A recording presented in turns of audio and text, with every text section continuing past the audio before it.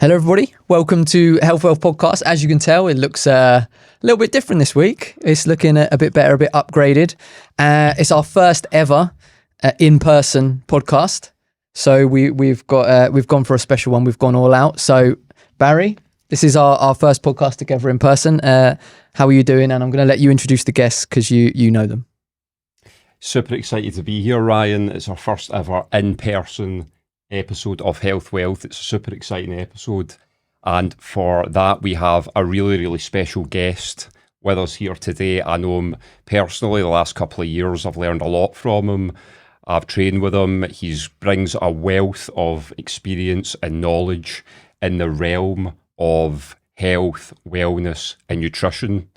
He has brought great value to many people's lives. He's done a tremendous body of work in the space already, and just to top it all off, he's a fellow Glaswegian like myself, so extra special on a personal level. So we would like to introduce our guest for today's first ever in-person Health Wealth podcast, the motivational dude, hey. Ross Anderson.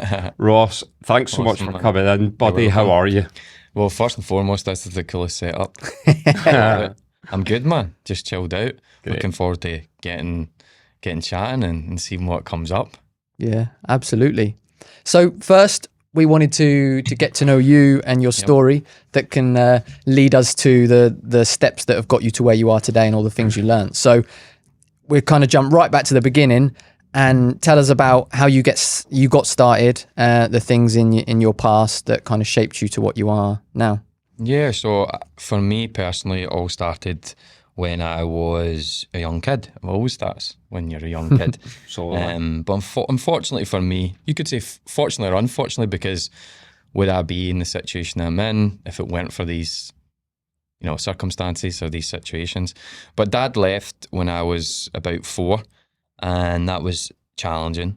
And he was still in my life for a period of time, a substantial period of time. But, and this might sound a bit heavy, it probably would have been better if he passed, meaning if he died, because it was just a source of pain consistently for a number of years. And I actually wasn't fully aware how much I was wearing a building on my back, if that makes sense. I didn't know there was all this emotion as a result of my dad's absence or the pain that he was causing. And he was in and out of my life till I was probably about 14. And ultimately at 14 he rejected myself and my sister, and he kind of just walked away. And normally he'd come back and dip in and then dip out, but he didn't. And that's when I went south. The streets had already captivated me in a sense, because I was fairly good at football, fairly athletic, had academic potential, but when your mum is working 2 or 3 jobs, she's young. My mum had us at 21. She had 2 kids at 21. So when we are 10, 11, 12, she's only in her early 30s. She's working 3 jobs. She's using all that energy to make sure ends meet. And ultimately, you can only give so much. You've only got so much capacity, so much bandwidth. And she was doing her best, but the streets were captivating me. And she actually met a new partner when I was about 7, and he filled that fatherly void for a substantial period of time. Then they separated, and I think that my dad's rejection coupled with his absence, his name was Stevie, Stevie filling that fatherly void, then him leaving, coincided with a number of other factors like my local community centre getting shut down. It sounds like such a small thing, but for me it was a big deal. Oh yeah. And really not having anyone to push me into sports anymore. That was a recipe for disaster, and my drug dealing and drug taking only intensified.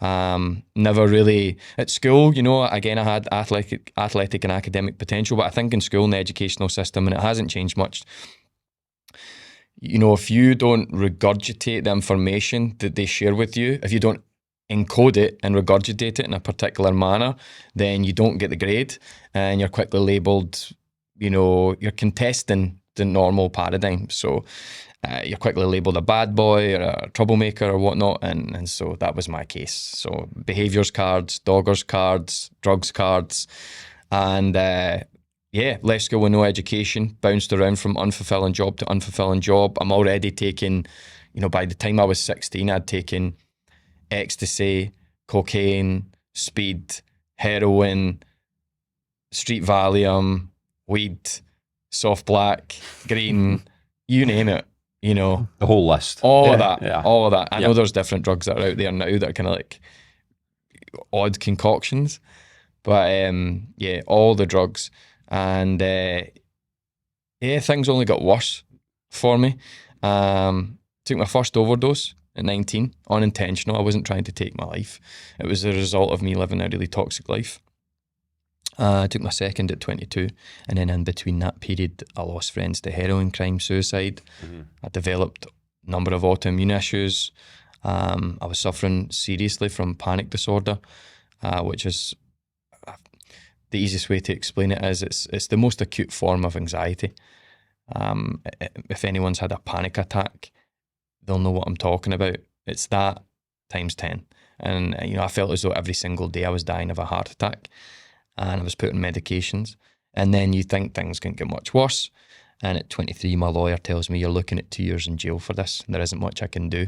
And for some context, 2 years prior to that, I narrowly evaded jail. And I had a very unhealthy record with the police from the age of 15.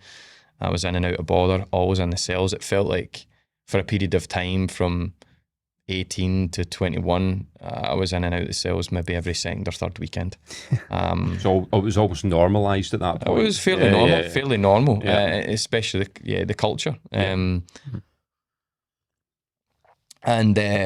I felt like my life was over when I was told, you're looking at 2 years in jail for this. There isn't much I can do. And I went for a secondary opinion from another lawyer, a tertiary opinion, and the response was the same because the weight of all the other offences I had committed, small to moderate offences, but compounded, and then using those get out of jail free cards. That was the fate I was facing. But fortunately, that wasn't to be. Fortunately, and at what point was the turning point for you? At what stage? Was it the first overdose? The second one? Was it when you started noticing everyone in your circle falling to this way of life? At what point did the penny really drop and you realised you had to make a change? Well, it wasn't the first overdose because I was actually having a conversation earlier on today on a call with someone about this. My first overdose took place in Magaluf, and I was drinking all day, snorting coke all day, smoking weed, and I was going to see Fat Man Scoop. Remember bass track? Going to see Fat Man Scoop in a nightclub in Magaluf. I just turned 19. So like 2005 or something like that. Anyway, that's besides the point. I'm on the way to this club. Again, I'm already out my face now, and that's been the way of it for the last 2 or 3 days. But I don't know if I've actually ever told this story on a podcast anyway. We go to see Fat Man Scoop, and I'm there with a group of Liverpudlian boys, and I'm dumbfounded by the fact that they've never taken ecstasy before. I couldn't believe it because I've been taking ecstasy from the age of like 14. And here's me with this massive ego. I'm the guy you can, gets the lassies, and I can get the drugs, and that this part of my identity that my environment had created. And they'd said, how do you go about getting ecstasy, and how do you take it? And I was like, I'll get it, and I'll show you how it's done. That's egotistical. Anyway, it was kind of desperate, but I get a bag of ecstasy, and if you've ever taken ecstasy before, you'll know that 1 can be strong enough. 2, if you double drop, it's heavy duty. If you triple drop, good night. And I took a handful. It was probably about 5. It was a bag full of whole ecstasy, probably about 30, some broken, some halved. It was about 5, and I gubbed 5 of them. And again, by this point, it's like 1 a.m, so I have had a skinful, and can't remember much about the next few hours, other than I was hotter than I'd ever been before. And on ecstasy, I'd become accustomed to what it felt like to take ecstasy. You know, I'd been taking it for years, but this felt different. It was a different sensation, a stronger warmth, a breathlessness. Yeah. And I left the club. I wanted to get out. There was too many people. I wanted to get out of the club, and I walked outside, and I remember subtly collapsing. And then after that, all I remember was a Spanish man, and I can speak a bit of Spanish now, but back then I couldn't speak any Spanish. And a Spanish man reaching out to me. I think he must have called the ambulance. I really don't know. An ambulance came, there was a blue light. And in the back of the ambulance, even though I couldn't speak Spanish, I could interpret what the Spanish medics were saying, even though I couldn't. I could. And I was also hallucinating, and all the skin was falling off their face. It was terrifying at the time. There must have been laced with some sort of hallucinogenic or whatever. Go to the hospital, and I can't remember anything else until the next day. But the report showed that they had to dose me with Valium, that my heart rate was, extremely high. Yeah. My heart could have exploded. As the doctor put it. I was very lucky. But you said your question was, did you learn your lesson? When did the penny drop? Well, it wasn't that first overdose, simply because that day I get home. I remember I walked to the pool and I had all these, as you can imagine, I've had drips in my arm, and we were there with these other boys, become friends with these other boys from Manchester, and they looked at me funny, and they'd asked my cousin who I was with, Johnny, is your cousin, why is he, is he into heroin or something? What's going on? And he said, no, he took unwell last night and whatnot. Anyway, that same evening, I'm back drinking again and sniffing coke. Mm-hmm. So it's ridiculous to even think about that. To think now, being 37, in a completely different place in life, but to think youth is wasted on the young, and the silliness that you're capable of at times is insane. But when the penny really dropped was that day in court. Yeah, when I was given a second chance. So I was told I was looking at 2 years in jail. Excuse me. And court started at 9 a.m, but I was the very last person to be seen. I think it was about 4:30. All my family were there. They were waiting in anticipation of what my fate would be. Bags were packed, and the magistrate called me up, and I can't remember the months and weeks leading up at all, but I can remember that day clearly, still to this day. I was 23 at the time. And I walk up, and it was almost like someone else was controlling me with like a PlayStation remote or something. Yeah. And the magistrate, she's talking about all the events that were the straw that broke the camel's back. She's discussing all those circumstances that led to me being there in that courtroom. But I was just off elsewhere, wondering how the hell did I get here? Contemplating, was it because my dad left and rejected me? Was it because I was raised by a single mum? Was it because I come from a low socioeconomic status background? Was it because of XYZ external factor? Yeah. And I realised, as much as those things do play a role, it was more about how I was living my life. Yeah. Lights were on, but no one was home. Sure.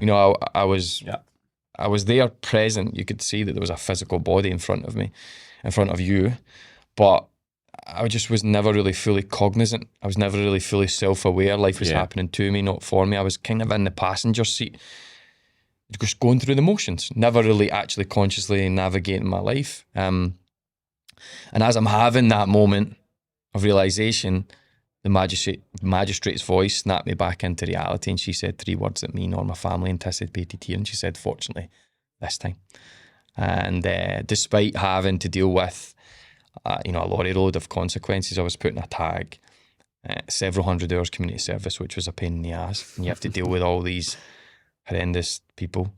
Not to judge them, but there's some right characters there that are just, they're always going to be there. Yeah, the experience.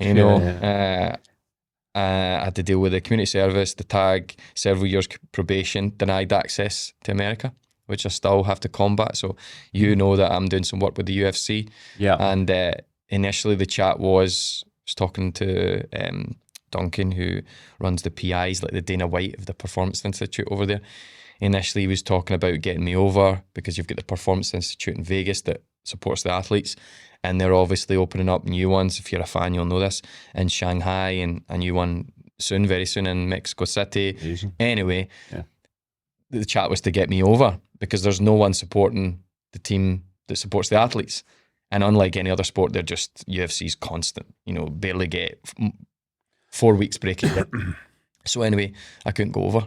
I have to go down to the London embassy and have an interview and pay some money, and I don't really know the ins and outs, but hopefully it will be okay. Absolutely. But that's still limiting me to this very day, despite what I do and how I've changed. Yeah. And then I was put on a list where I wasn't allowed to work with vulnerable adults or kids, which makes you sound like a paedophile. It's horrible. Obviously, I'm not that guy, but I had to fight that, and thankfully that's all sorted now, and I had to go to Citizens, and it just, despite all of those challenges, it was far better than the alternative. Absolutely. Yeah, far better than alternative. Yeah. Although I do know people that have gone to jail for similar issues, and it's been the making of them too. So who knows? Maybe I would have still ended up in here. Yeah. Who knows? But I'm glad I didn't, to be honest.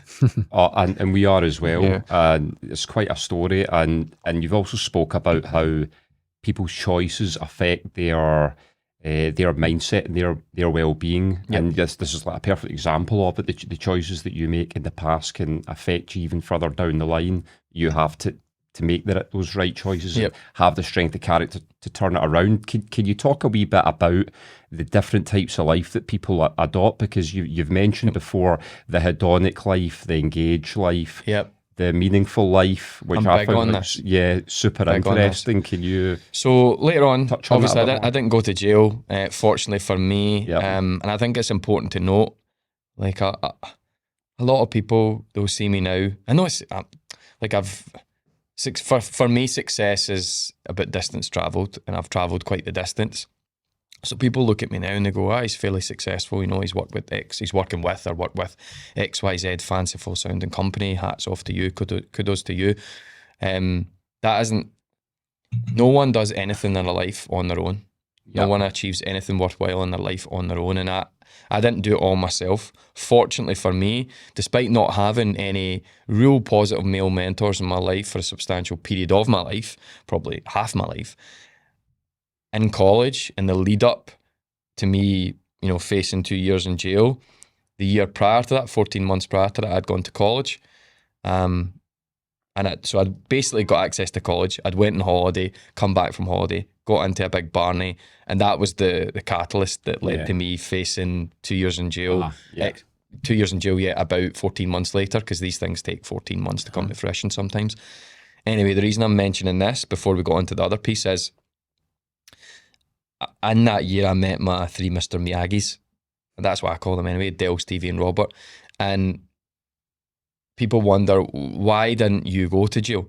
Because of I've used all my get out of jail free cards. I narrowly evaded jail 2 or 3 times a couple of years prior. I know people that have gone to jail for less. I thought it was like I'm not religious, but some sort of divine thing. I was like, how, what, why, what's going on? Yeah. But it was more grounded in reality than that.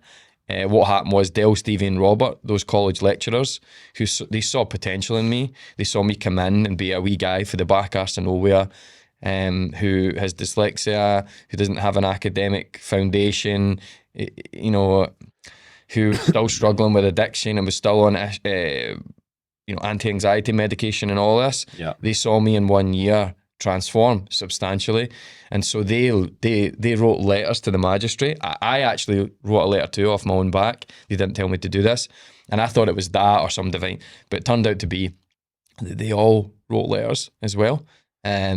Still moves me to this day. I still have relationships with them, but I wanted to note that because it's not all just about me. It's about other people have played a role in that too, and that was the very thing that actually made it that I didn't go to jail and that I had that second chance, and that's when things really changed. That's when I kind of went on a 10-year journey, if you will. That doesn't where really. You are now. I wanted to mention that because I think it's important to know. Yeah, Like, definitely. you don't do everything in life on your own. We all need each other, and it's funny because people can be a shackle. They can hold you back. They can be toxic, but equally, your circle can elevate you at the same time too, depending and you can consciously create that. But I didn't really answer your question there. But what that's okay. We'll keep it. The hedonic. Do you want me to get into that? If you could, because I know you've spoken a lot about that, and you've got a lot of knowledge in there, and it's very relevant to how things have changed, especially in the last 5, 10, 15 years, where things are just so much more accessible to you now in terms of distractions and short dopamine hits and very much so. escapism, you know. So really interested to hear your thoughts on that. Yeah, so touch on the happiness, because it's all about happiness. It's happiness, psychological research, and this is a bugbear for me. Pisses me off because it took me years to acquire the information that I needed to advance, and probably wouldn't have got that information if I didn't make such an arse of life. If that makes sense. So it took me years to acquire the information that I acquired. Then it took me many more years to fully understand it and effectively apply it. That shouldn't be the case. We should be learning this stuff from day dot.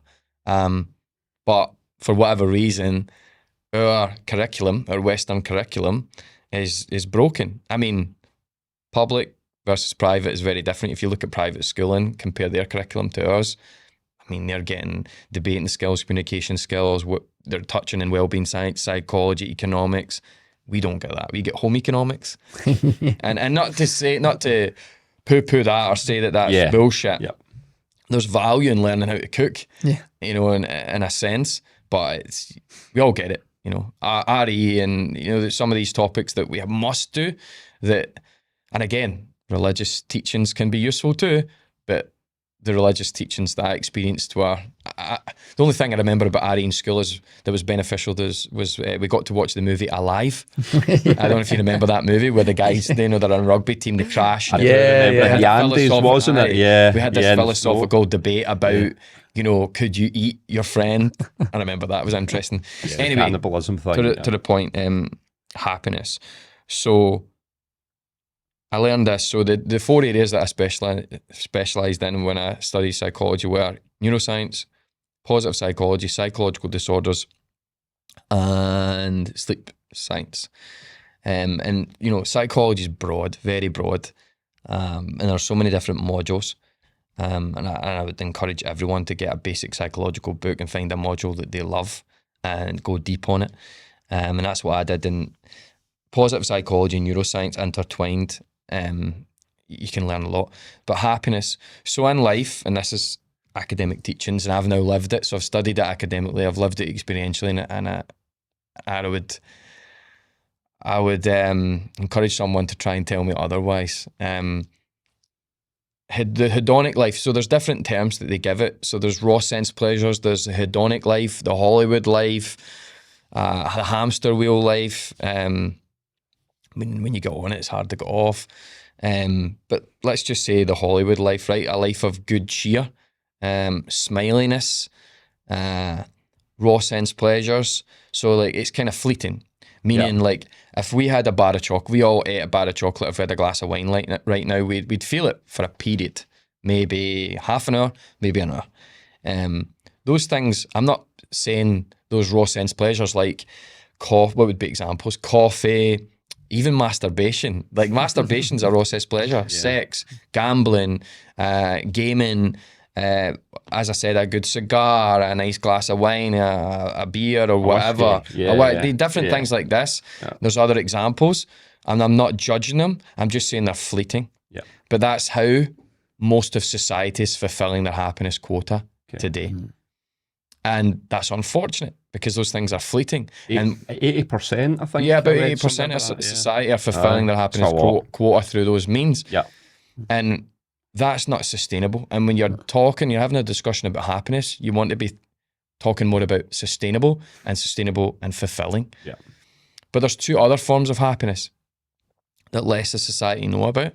And it's like you mentioned, Barry, it's the engaged life and then the meaningful life. And the cool thing about those is that there's formulas to achieve them, predictable, patterned formulas to achieve them. So to live the engaged life, it takes a while, but it's possible. So to live the engaged life, it's about knowing your highest strengths and engaging with those daily. And to live the meaningful, I'll tap into this a bit further in just a moment. Mm-hmm. And to live a meaningful life, it's about knowing your highest strengths, engaging with those daily, but in service of something greater than you. So like a higher mission, something like that. Yeah. It doesn't have to be all spiritual sounding. It just means about something. A higher purpose. Like, for example, right now, you guys, by investing money, time, energy into this podcast, you're serving more than just you. So that's purposeful.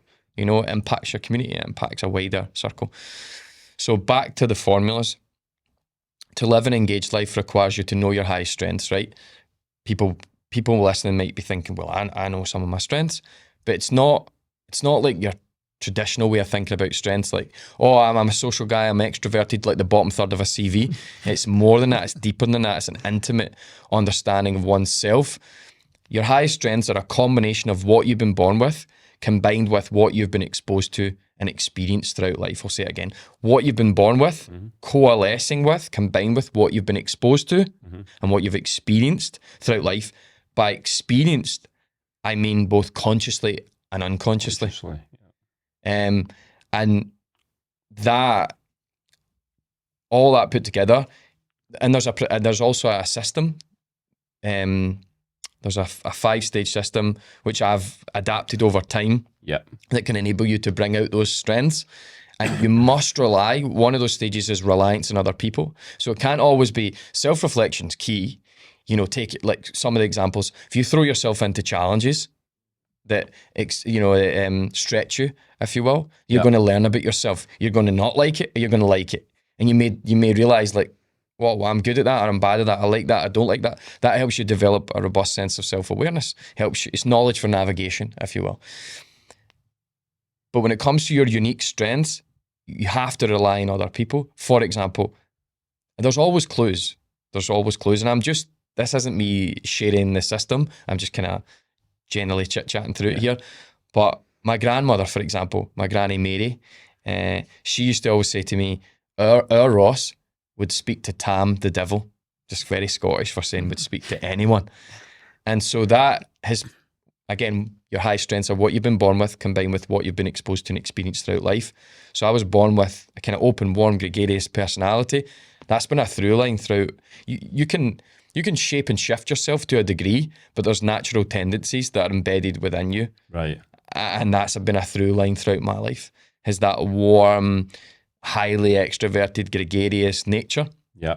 Almost genetic in a sense. Yeah. Would you say? Definitely. Even, do you know that even your happiness is genetic? So there's a happiness set point, and it's only malleable by about 25%, psychologists believe. Right. It's pretty interesting, but it is malleable by 25%, and 25% increase in anything is substantial. Yeah. Huge. 25% increase in your press ups, substantial, Yeah. and your height, substantial. So, where was I there? Your strengths, yeah. There's these things because your highest strengths are hard to actually. Your highest strength is hard to see. And it requires other individuals, other insights. For example, one of my high strengths. What were you going to say? Well, just coming on to that. I mean, you're extremely fit and athletic guy yourself, and I understand you've taken part in high rocks, CrossFit competitions, and actually as well an effort in the world and trying to achieve the world burpee record. Yeah, the burpee world record. Burpee world record, which ties into you trying to find your highest strength and tap into that. Yeah, and so I believe I'd love to hear more about that. Yeah, one of my high strengths, and again, so basically, coming back to this so that your viewers, watchers, listeners can take something from this. So to help them understand what their high strengths may be, because everyone's inherently selfish, and that's cool, should be. You want to take the authentic happiness strengths test, right? So I've done, again, coming from a psychological background, I've done a plethora of different psychometric tests, so tests that measure different aspects of your psychology. But my favorite by far has been the Authentic Happiness Signature Strengths Test, or the VIA. It means Virtues in Action Signature Strengths Test. So you can go on to VIA.com or you can go on to AuthenticHappiness.com and look at one of the drop downs for the survey, the Signature Strength Survey. I don't know if you guys do show notes, but you could pop that in the show notes. You go on there, you take the test. Now, I've taken this test every year, 3 times a year, every year for the past 10 years, because I look for predictability. And the same 5 to 7 strengths have appeared every single time. And it's not one of these tests where we would all have the same strengths. It's very different. Relative to the individual. To the individual. So the idea is that you start to think about what could some of my unique strengths be? So you start to write some thoughts down. You go and do the objective tests, and it spits out, it produces 5 of your strongest strengths, and you compare the 2. You utilize other people, especially those who won't judge you or, you know, are willing to have open-minded conversations. So like, I could do that with you guys. And it has to be someone who's known you for a substantial enough period of time to get an insight into, you know, your weakest moments, your strongest moments. And then you put that together. So you've got your own subjective thoughts, you've got what others think, you've got an objective measure, what the test thinks, and then you play with that in the field of life. For example, how did I come to conclude that one of my highest strengths is social intelligence, right? Now, you can have my strengths and I can have yours. You can't have mine and I can't have yours. That's true and not true. Because you could have the strength of social intelligence, as could you, but where it's different is the justification piece. So how do you justify that that is your strength? And I justify that social intelligence is one aspect of social intelligence is one of my high strengths in this way. So first, what is that strength? It's the ability to meet people and build relationships effortlessly and quickly. So what do I mean by that? I'm in a queue at Waitrose, Tesco's, Morrison's, and I'm chatting to someone. Within 90 seconds, I'm on first name terms. I know their kids, I know their values, I know some of their goals, and we've connected on LinkedIn or via WhatsApp. You know, it doesn't always happen that way, but it happens a lot. That's not normal. Only in the last 5 years have I realised that that's not that normal. For it to happen that effortlessly. Because a unique strength is unlike a habit. Habits have to be birthed and worked for. Mm-hmm. Your inherent strengths, your core genius, mm-hmm. your unique strengths, they don't. You just have to identify them and align with them, or identify them and condition them. Does that make sense? It's a bit different from a habit. It's less effortful once you're aware of it. The effort is in the understanding and the identification, then it's just easier. So anyway, that's one of my high strengths. Social intelligence, but the ability to make friends easily and build relationships quickly. How did I come to that understanding? It's a combination of what you've been born with, plus what you've been exposed to and experienced throughout life. So again, born with an open-minded, an open, warm, extroverted, gregarious personality. I was exposed to many different sects of society, like my grandmother always welcomed people in. My mum was a young mum. She had lots of friends, so I had lots of fake aunties. You know what it's like, fake uncles, that sort of stuff. So you're exposed to loads of different people. I've had about 35 jobs. You know, I've been a topless butler. I've been a stripper. I've been an athlete. I've been an entrepreneur. But I've also been a drug dealer. I've also been a drug addict. I've equally rubbed noses with one of the 37th richest man in the world, Michael Dell. And I work with high-level corporate clients now. And so I've had loads of different feels, and I've been in loads of different social environments and had loads of different social experiences. But again, your strengths are what you've been born with, combined with what you've been exposed to and experienced. I've experienced a lot of social stuff, but it's hard to understand that that's a skill until someone makes you aware of it. Yeah. Because it's all subconscious. And you need to put some of the pieces together. But the objective test says social intelligence. There's clues throughout my life that says social intelligence in this very specific thing, making friends effortlessly and quickly. The test said it. I think it. Whenever I'm out in the field of life now, I can see that. So whenever you're in your field, the field of life, and you're out there and you're just living, ask yourself, after the fact, you find yourself in a joyful situation, ask yourself, could I have been operating from one of my signature strengths there? Or if you find yourself in a flow state and performing exceptionally well professionally maybe, could I have been operating from one of my signature strengths tests? When you do that, when you combine past insights, this is your life, if you will, looking for data to dig into, knowledge for navigation. You've got the objective measure, what that spits out. You've got your own thoughts. You've got what other people tell you. And then you've got what's going on in the field of life. You put all that together and you start to build this knowledge base, and you start to spiral upwards in concentric circles of awareness. Coming back to our formula, how do you live an engaged life? You know your highest strengths and you engage with them daily. Meaningful life, you know your highest strengths, you engage with them daily, but in service of something greater than you. And that's what I like to do now. One of my other strengths is poetry. or wordsmithery, if you will. So when I'm on stage, I like to do purposeful work, engage people for their benefit, to make them be better, realize their potential. So I'll use my wordsmithery. Like, that's the strength of creativity, but it's, you can have mine and I can't have yours. You could be creative, but it's the justification that's different. Yeah. So you could be creative in a different way, drawing or art or, something, but mine tends to be with words. So I'm a good writer and I'm good at, delivering words. And storytelling as well, which a lot of people can relate to. Yeah. Because everybody loves a great story, right? Yeah, exactly. Yeah. Exactly. So anyway, I went off on one there, but I hope that helps to understand, you get the hedonic life and people are out there and they're just on this hamster wheel. They're caught up in it all. And by the way, because drug addiction, you don't give up like that. There's a physiological and a psychological addiction to drugs, and I couldn't just give it up like that. But when it became fairly easy, and it was a slow process, was when I learned what my high strengths were, and I was engaging with them daily, because it fulfilled me. And it provides a deeper well of fulfillment, not just this fleeting stuff, but a deeper well of fulfillment.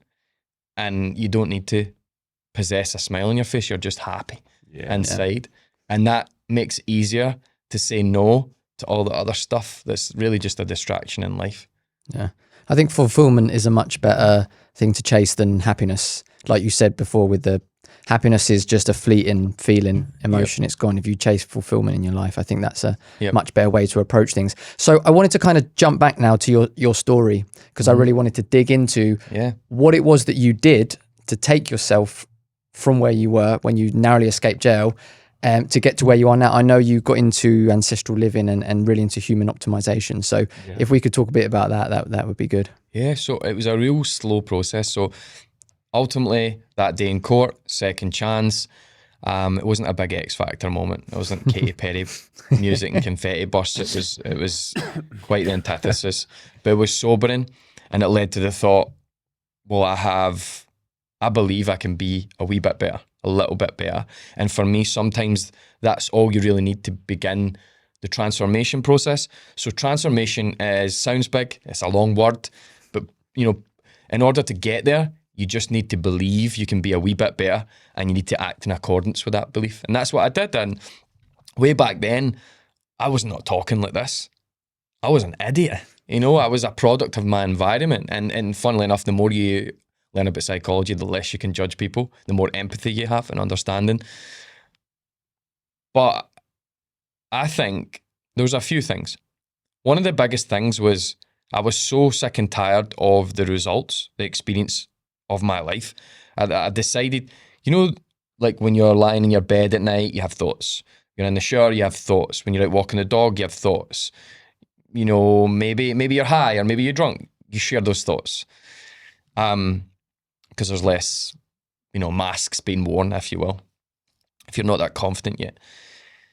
I feel like when I was young, when I was a kid, when I was like 8 to 14, 15, there's a lot of authenticity in you as a kid, right? You're just who you are, no fillers. And I love music. I adored music. My mum raised me in every kind of music you can imagine, maybe besides country, but every kind of music, Curtis Stigers, Wet, Wet, Wet, old school hip hop, dance music, classical music, all that stuff. And I just loved it and I adored it. And I was quite scientific back then, or I was interested in science. Mm-hmm. I was also very athletic. And I had all these little kind of interesting little habits, and I think a lot of kids do and humans do. But because I come from a working class background, fairly rough area, there was a lot of drugs in the area. I wouldn't say it was the worst area, but it just seemed to be where I'm from, Glenmavis. It's a small village in the back arse of nowhere, off a town. And when I was younger, it's changed days now. Everyone's inside online and shit, but it's changed days now. But back then, it was a hub. So you've got, these areas won't mean anything to you, right? But it was a hub for Green Gears, Burnfoot, Rock Souls, Win Hall, Gartley, all these areas, some of them probably rougher, probably a lot more rough than the village. But the good thing about the village was that there was no police presence. Or if there was, you hung out in the graveyard and you could identify the police from afar. So I'm talking about people, when I was like 14, 15, people would come in droves. We were running around from the age, people from the ages of 14 to 23. And I'm talking hundreds sometimes throughout that village. Just madness. Anyway, there was a lot of drugs because everyone would come to that hub. And I was the youngest of all my group. So I get exposed to a lot of stuff. Yeah. Where was I going with that when I was talking about the village there? Happened earlier on too. What was the question? Just looking at where you went. Got you. I was talking about those authentic thoughts. So the street got a hold of me. And I realised, because like Maslow's hierarchy of needs, we all have basic needs: sex, sustenance, safety, food, water, air. Beyond those basic needs, we have higher needs. I need to feel a sense of belonging. I need to connect with a community. I need to have mastery over a craft. I started fulfilling those needs in a very unhealthy way, because if you don't consciously choose a goal, your environment will choose the goal for you. Mm-hmm. So I was fulfilling those needs in a very unhealthy manner.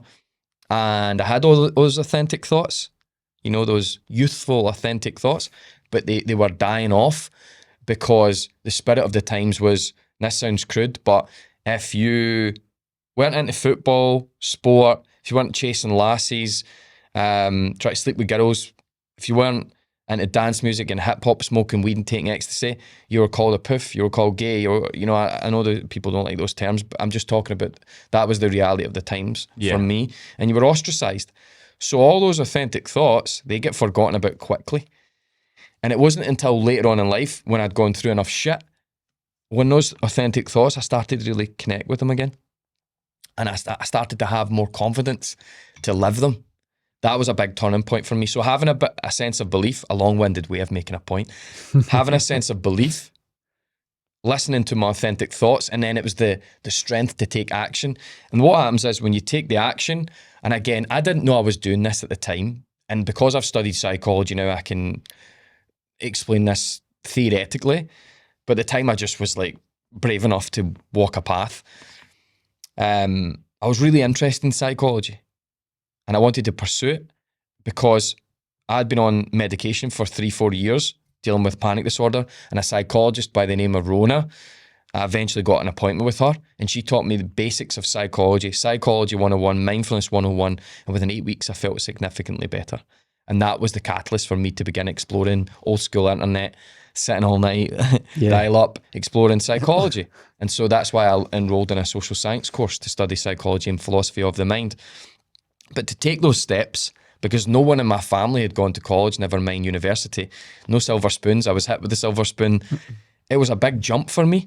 And again, I'm still in that space where I'm Ross, the guy who sold the drugs, and I have this identity. And people see me, and my family see me in a particular way.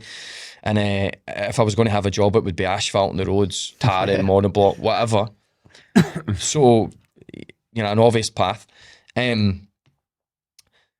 But what I started to do was take action. And what you find is in psychology, we have this thing called the competence loop. So the more competent you become, the more confident you become. To become competent, you need to take action. Mm-hmm. So it's like you need to take action. Action breeds traction. The more competent you become, the more confident you become. And it became like a drug. I was like, whoa, I never felt these feelings before, like empowered. So I just kept listening to those authentic thoughts, taking more action. You succeed, you fail, but you expand. Your worldview changes. And that's what you see. They start to see the world through different lenses. And I was getting feedback, positive feedback. So when I was in college, those Mr. Miyagis, they were saying to me, Ross, why don't you go and start an after hours group talking about your love for psychology? Why don't you go and stand up in front of a group of 200 people and talk about your issues with addiction and mental health? And I was shit scared, but I done it. And it was so empowering. And there is no better drug than the self-improvement, progression, empowerment, pushing your boundaries. And I got to a place in life where it wasn't so much about me anymore. I felt okay. Like I felt like I'd served myself enough to where I could take a proportion of my energy and dedicate that to other people. So more like service-based. And again, I wasn't thinking that at the time. It was just, I want to, this information that's helped me in such a profound way, maybe it can help others. And that's when I started sharing my knowledge and experiences with others at the age of probably 27, 10 years ago.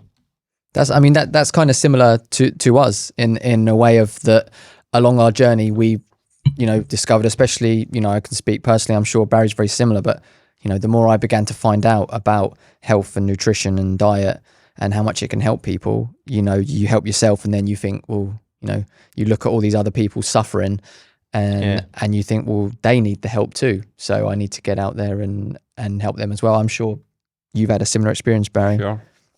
Yeah. For sure. So I think for me, it's about becoming an experimenter, to use an academic term.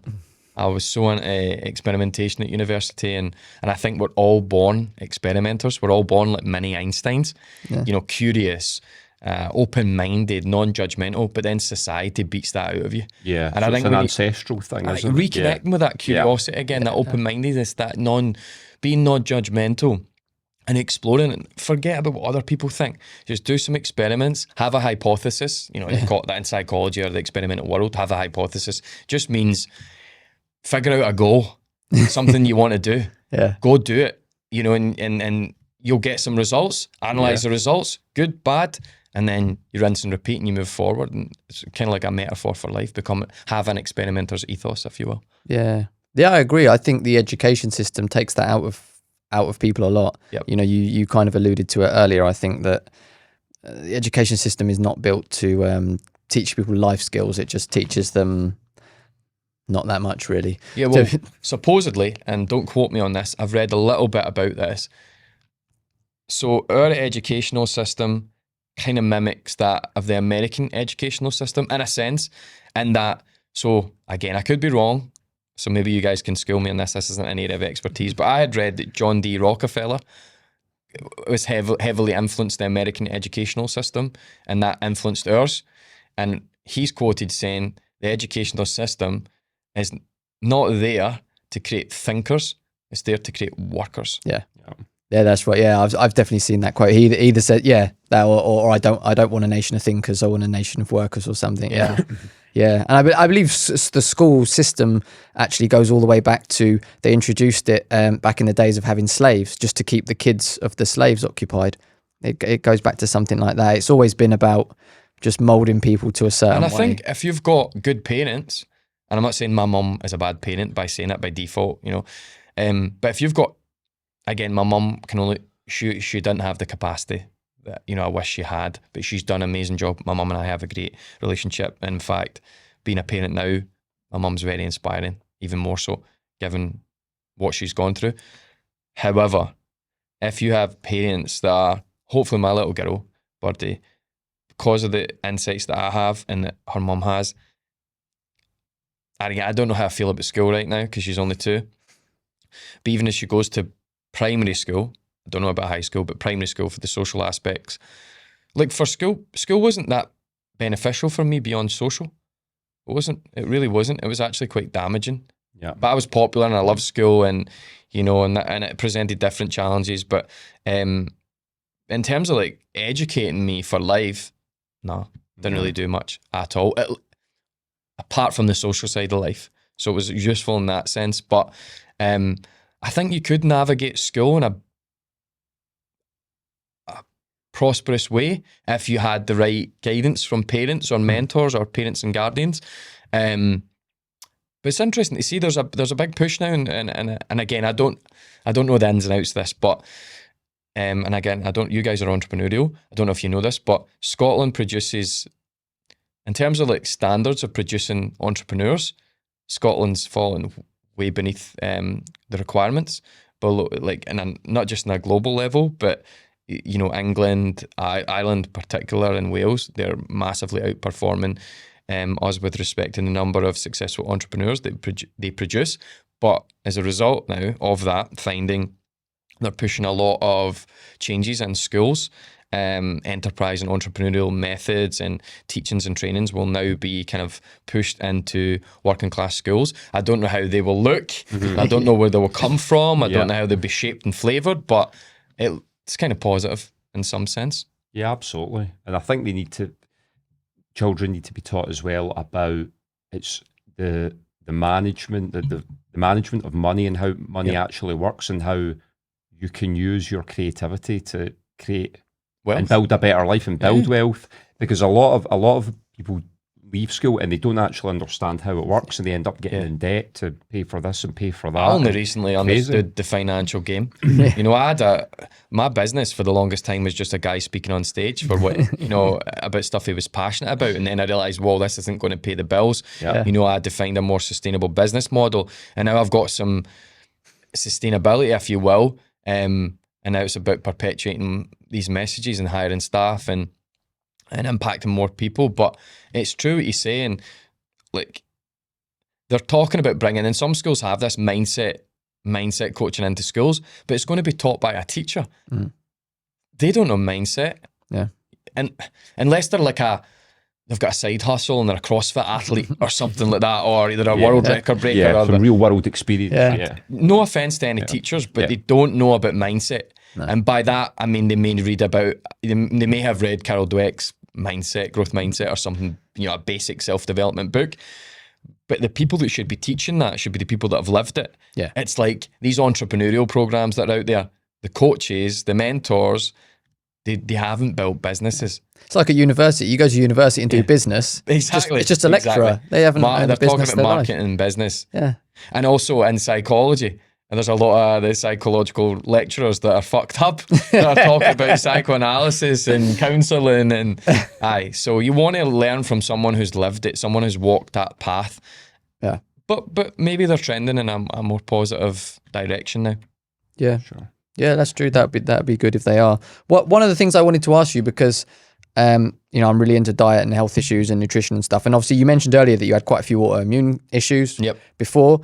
Hell of a lot, actually. Did you manage to sort them, and kind of how did you address that? I still have them. I still have them to this day. I have to manage them.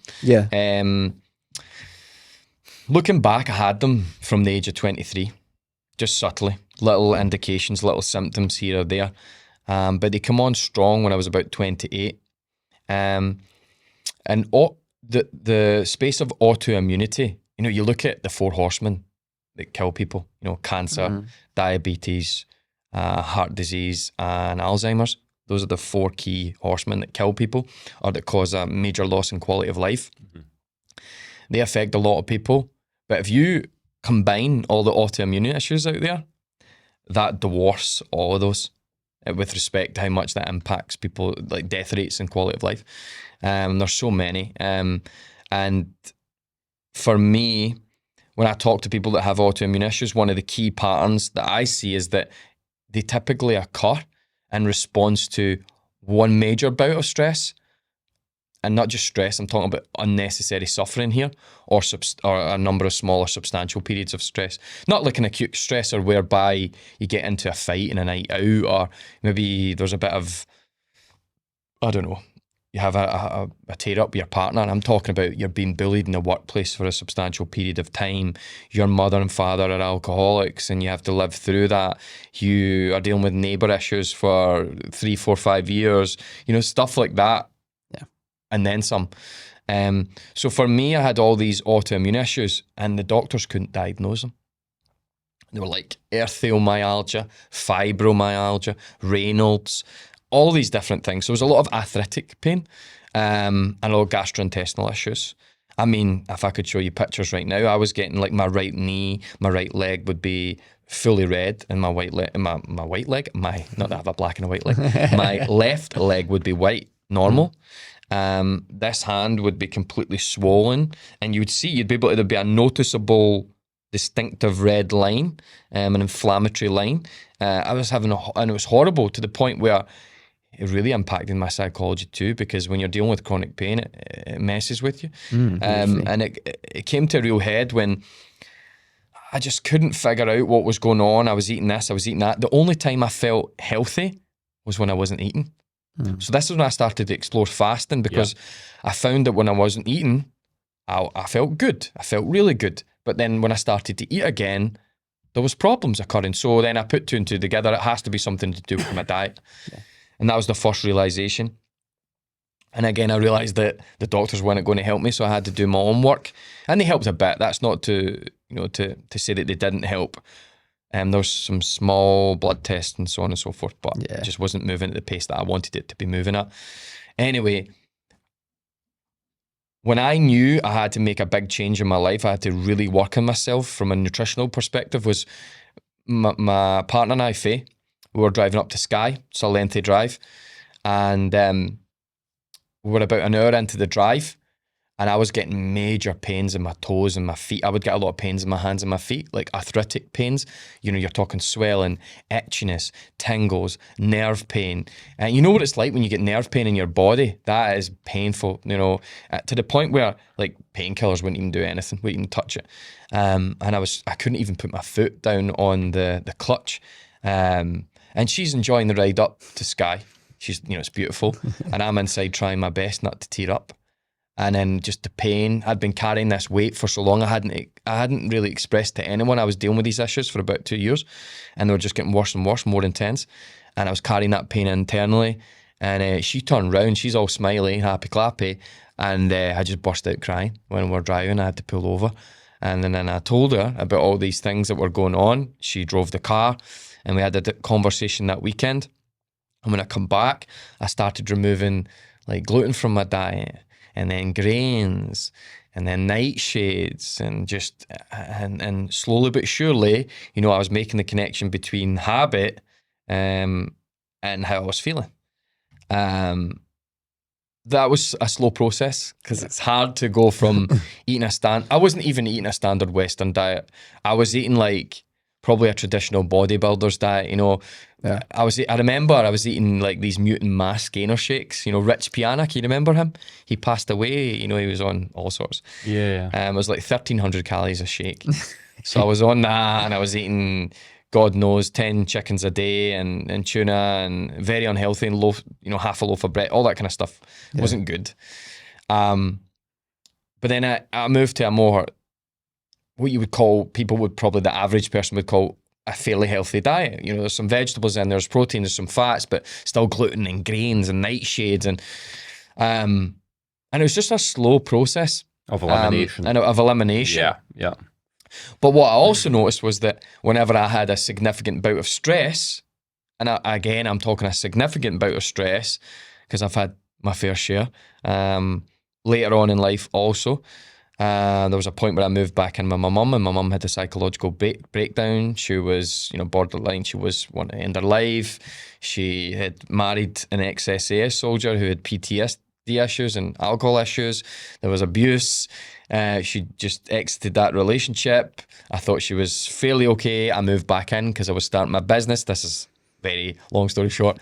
And she became quite abusive toward me. And again, we're in a much different space now, and she was told that she had stage 3 colon cancer. There was a lot of stuff going on there, and I was on my own with her and trying to build this business, and I didn't know what I was coming into, and I would come into abuse, or a woman who was laying in her bed for 2 or 3 days in a low abusing Valium. And there was a lot of stress there.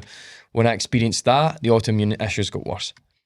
But what I've found now, a lot of people ask me about my diet, and I'm very conscious about sharing that, simply because when you're in a position like this and you're the guy who's talking, it means you're credible, and people might fanboy over you a wee bit, or take what you say, take the information that comes out your mouth as applicable to them. Yeah, that's true. But my stuff is never applicable to the knowledge that comes out my mouth. I want people to take it and experiment with it and see if it is applicable to them.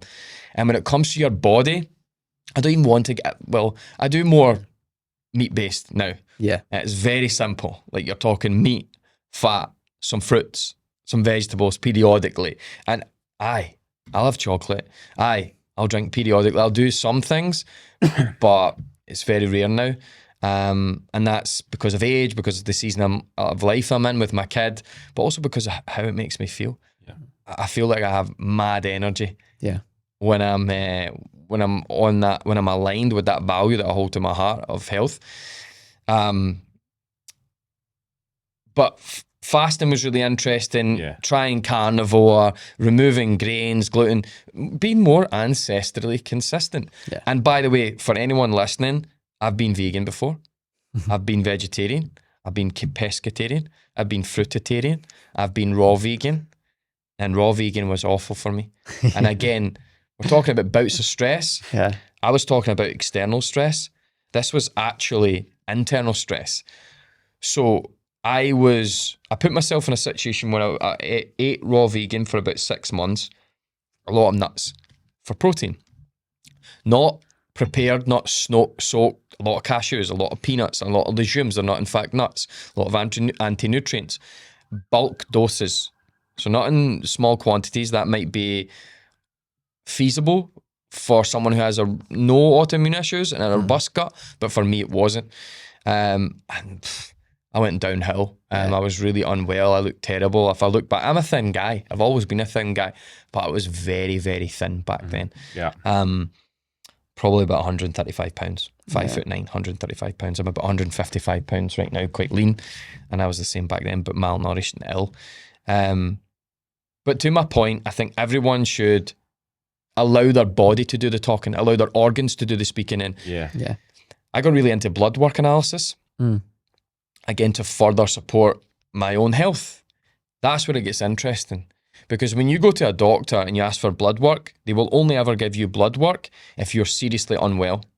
If you're healthy or you're okay and you want to stay okay or improve your health, becomes a really funny conversation. Yeah. Absolutely. So that's why I'm a big believer in private blood work. I've been doing that now for 8 years. Yeah. 8 years.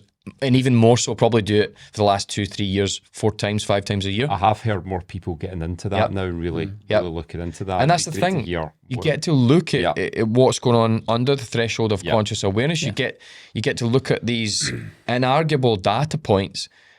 And the thing with GP tests is they'll look at a hormone panel.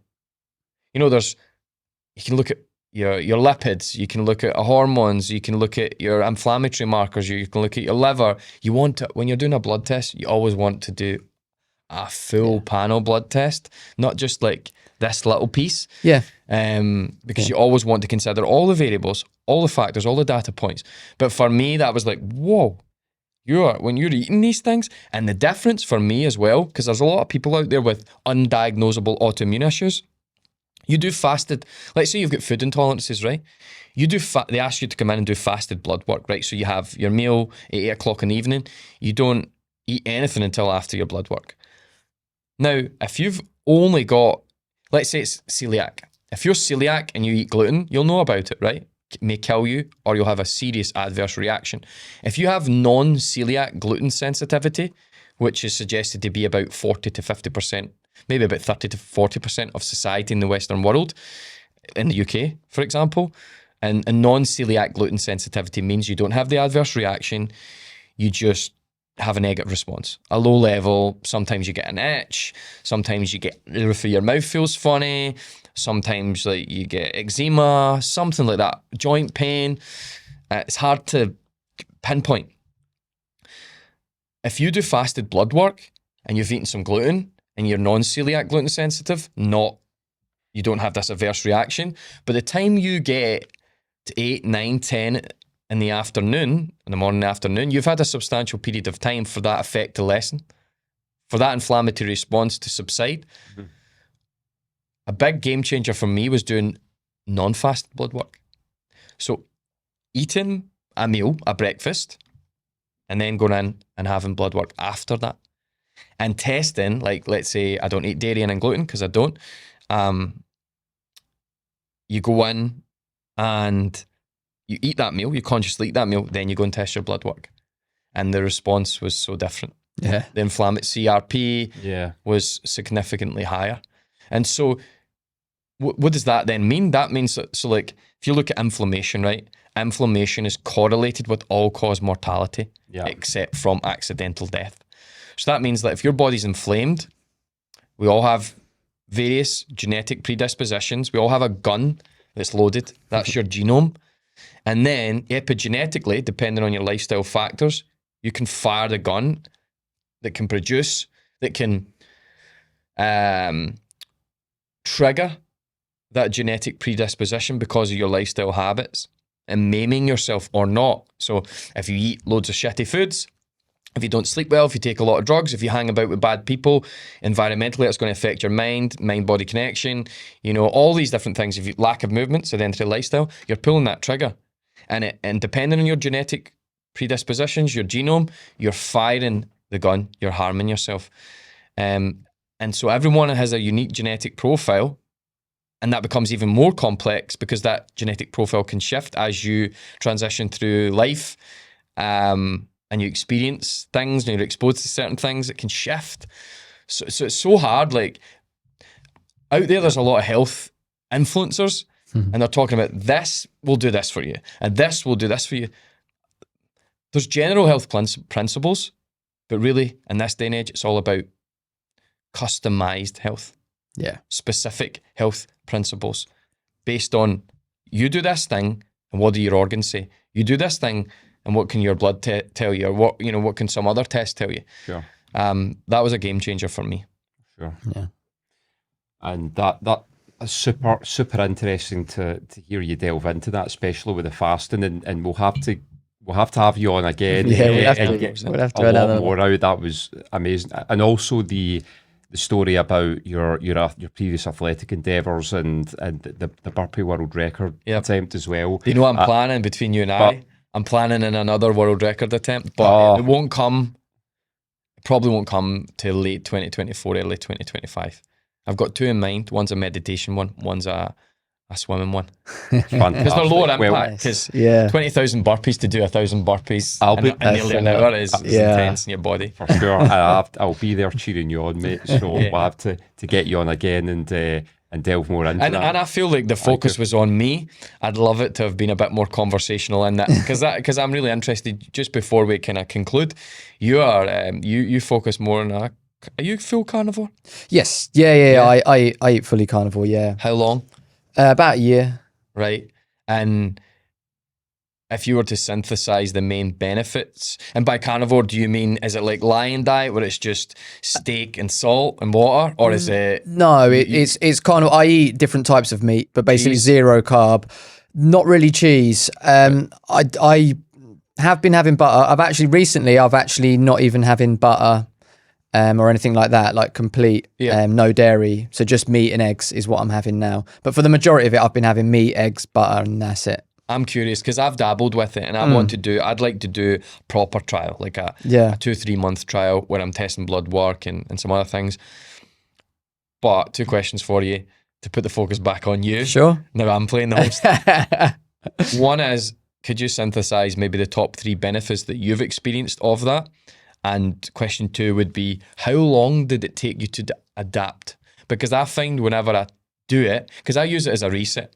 So I'll fast for maybe monk fast 30 hours or 48 hours. I like to do that once every second week or sometimes once a week. And then I'll maybe do carnivore for a day or 2. It's just a nice reset, and it makes me feel mentally strong. But there is a period where I feel shitty. Yeah. I feel poor.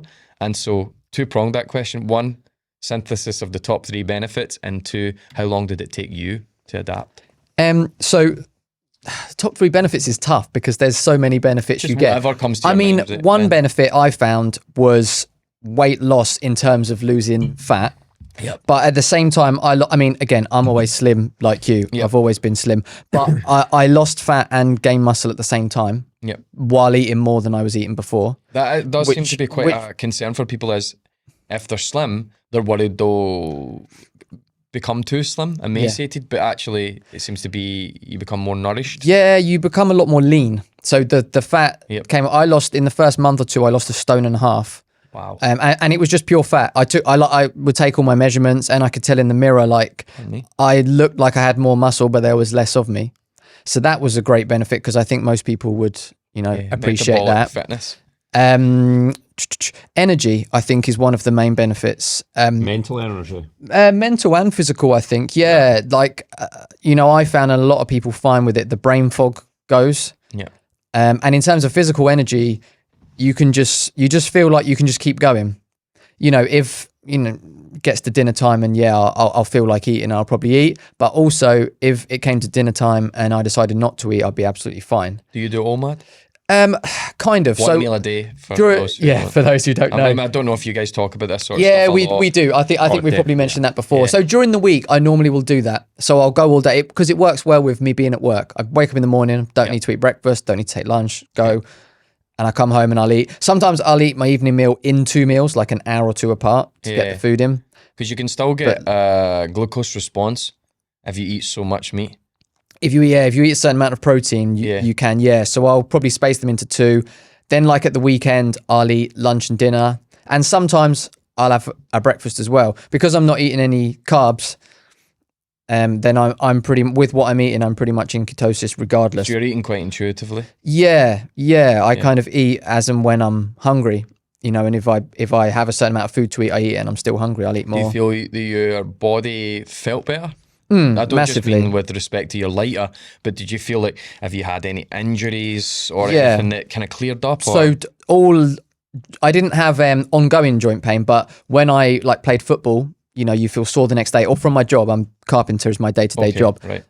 You feel sore the next day. Yeah, exactly. Yeah, if you need any carpentry work, and that all went. So I can spend all day on my knees doing some flooring, and before the next day, I'm trying to get downstairs. Yeah. The next day, I wouldn't even know I'd done a floor the day before. That's good to know because I've got a 2-year-old and she's got me in her little castles and hidey holes. That's it. Yeah, that's it. With kids, you got to get up and down a lot more. So the joint pain completely gone. The weight loss, muscle gain, and the energy. That's maybe the 3 best things. What was your main reason for wanting to do it? So mine was just. This kind of ties in with I know you said about the adaptation phase. So for most people, it's a couple of weeks. My one, I gradually went into it because my reasoning was I really began to get into nutrition and to health. Yep. And I began to realize that everything we're taught is a complete and utter lie. And I began to discover what's new. And I just gradually made changes. And the more changes I made, the better I felt. So I kind of went from normal eating and kind of gradually over 6 months ended up at pure carnivore. I feel like I'm moving towards. So it was kind of a gradual thing. So I maybe had less of an adaptation than most people. Okay, thanks. Okay. But I think for the majority of people, it can take a couple weeks. And the first week you can feel rubbish because you've got to move your body from burning carbs to burning carbs to burning fats. Yeah. And while it's at first, it suddenly realizes there's no carbs and it's like, what the hell's going on? You feel low energy. But the next week... It keto flu. Yeah, some people call it that. I mean, but one of the ways you can counter that is with if you keep your electrolytes topped up. And fat. And lots of fat. Yeah, so fat's a key one. That's what I always tell people, to get a lot of fat. I try and aim for like a 70-30 ratio in terms of calories. Do you eat... And maybe we're getting into specifics. Do you eat tal or anything like that? Do you like? So they actually eat suet. I cook in beef dripping, and sometimes, like if I make a steak, I'll sometimes put beef dripping on the top as well. And then I try and pair it with fatty foods like bacon or like some pork belly or stuff like to balance it out. So kind of 70-30 ratio works out about a gram of fat for every gram of protein. We should do a podcast. Live experience eating carnivore. That's it. That's what we should do. That's the next one. Testing it. We'll do like a day of carnivore or something like that and go to a restaurant and talk about experiences. Health Wealth Carnivore Day. We'll call That's it. it. Together and do it. Yeah, absolutely. That'd be great fun. A cool restaurant or something like that. Show people how to eat for a day. Yeah. Ross, thank you so much for coming in. Thoroughly enjoyed that. And very interesting to get both points of view, obviously. But love to have you on again. Thanks. Yeah, 100%. Listen, guys, I've really enjoyed it. Thanks for the experience has been lovely. This space is lovely. You guys are super cool. Barry, thanks for introducing me to Ryan. I'm sure he'll come on again. Yeah, we'd love to. There's plenty more we could have gone into. Unfortunately, we're time limited. Otherwise, we could have kept 5 going. hour motivational podcast. There'll be more. Definitely, definitely be more. And we'll put all your links in the show notes so people can find you as well. Yeah, I plan to do. I've just gone and hired a few people for the first time in like forever. So I'm not just me anymore. So my plan is to do a bit more social media because people are always asking me, speak more, do more online and all this. So. It takes time, you need to, if you want to do it consistently and do it right, So yeah, they can find me and they might see a bit more traffic and some more content. Absolutely. Awesome. We'll put your details in the Yeah, we'll get it all in the show notes and get it out for people. That's awesome. Yeah, thank you so much for coming on, for giving us your time, and for being our first ever live in-person guest as well. Yeah, it feels like a proper professional outfit. That's, I love it. Yeah, awesome, and thanks again, Barry, for being here. My pleasure, Ryan. Great to be on. Looking forward to and to everyone, be an experimenter. Take something from the show and just implement it. You know, speed of implementation is a hallmark of a highly successful human being. So take something and go with it. Go with the flow. Absolutely. Fortune favours the bold. Yes, that's it. Experiment, educate, and until next time, we'll see you next week, and let's get optimal together.